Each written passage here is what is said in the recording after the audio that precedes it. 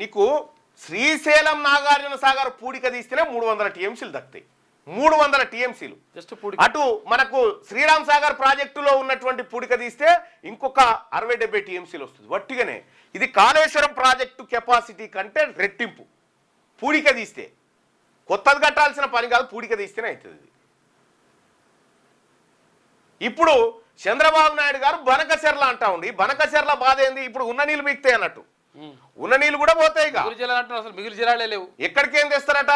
ఇంకా దీనికి నదుల అనుసంధానం అన్నట్టు పెట్టిరు కదా. బ్రహ్మపుత్ర నది ఉందా అస్సాం, బ్రహ్మపుత్ర నుంచి తీసుకొచ్చి పశ్చిమ బెంగాల్ మీదకేని ఒడిశాలో కలిపి ఒడిశాకేని ఈ ఏపీలోకి తీసుకొచ్చి ఏపీలోంచి ఇట్లా తెలంగాణలో ఉన్నటువంటి గోదావరికి లింక్ చేసి గోదావరి నుంచి బనకచెర్లకు తీసుకుపోయి కుప్పం నియోజకవర్గం దాకా బ్రహ్మపుత్ర కాడి నుంచి కుప్పం కాడికి వాళ్ళ ఆలోచన ఎట్లుందో చూడండి. మన నీళ్ళు గీడంగా పోతుంటే మన నీళ్ళను పట్టుకునే గతి లేదు. ఈ నాయకులకు ఈ రైతాంగం మీద చిత్తశుద్ధి లేదు. ఈ పాలకులు మన పాలకులు గానే కాదు. కేటీ రామారావు గారి మామ ఆంధ్ర, రేవంత్ రెడ్డి గారు వియంపుడు ఆంధ్ర. వాళ్ళకి ఏం బాధ ఉంటుంది రైతాంగం మీద? అందుకోసమే ప్రజలారా ఈ వాటర్ సంగతి తేలాల్సిందే. మన ప్రాంతాన్ని భూములు పోయేటియేమో మనకు, మన పేదోళ్ళై, పార్కమేమో వాళ్ళకు.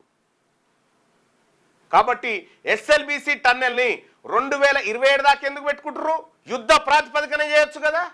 అలా పడినాయి కదా శవాలు, ఇంక 8-9 ఆడ పడినాయి కదా, తీసే గతే లేదు. కానీ ఈ నల్లగొండ జిల్లా రెడ్లకు ఇంత చిత్తశుద్ధి లేదు.